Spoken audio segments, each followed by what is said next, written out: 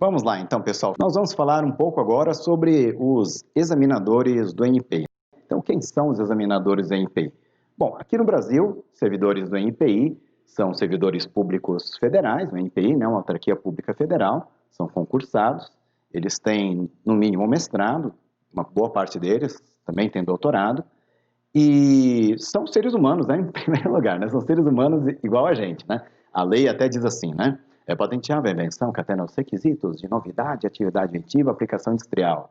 E aí fala, o estado da técnica é constituído por tudo aquilo tornado acessível ao público, descrição escrita, oral, por uso, qualquer outro meio, no Brasil ou no exterior. Eu até brinco, né, quando eu estou falando sobre esse assunto, né, sobre a análise, sobre o que é o estado da técnica, parece uma coisa meio divina, assim, né? Porque conhecer tudo tornado acessível ao público, qualquer meio, qualquer lugar do mundo, né, é uma coisa chamada onisciência, né, que evidentemente, né, que o nosso mortal examinador do NPI, assim como nós, ele não tem acesso, né? Então, são profissionais que vão fazer levantamento em base de dados, não têm acesso, às vezes, nem às bases de dados, que nós, eventualmente, possamos ter acesso aqui também, e são pessoas que vão ter suas dúvidas quando estão analisando o seu pedido, evidentemente.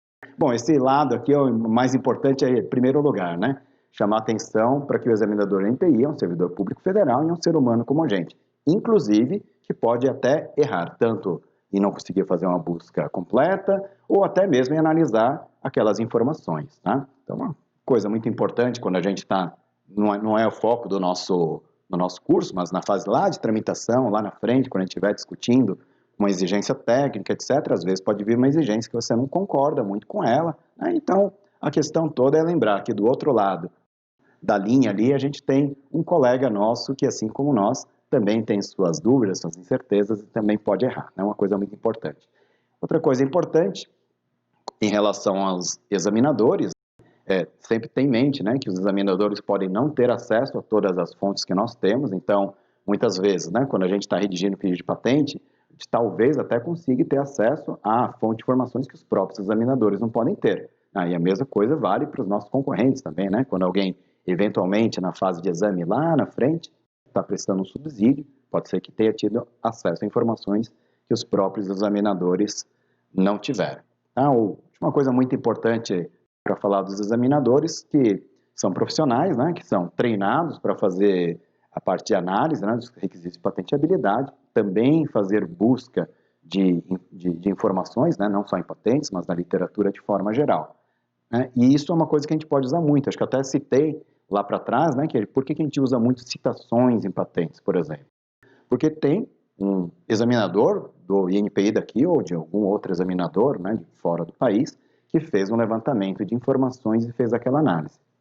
Mais recentemente, o que tem acontecido com frequência pelo mundo afora, é que em função, né, das grandes filas que a gente tem de análise, as buscas que são feitas por uma autoridade muitas vezes são utilizadas por outras autoridades também, né? Então, o examinador brasileiro vai acabar utilizando uma busca que já foi utilizada, por exemplo, por um examinador num pedido europeu, por exemplo.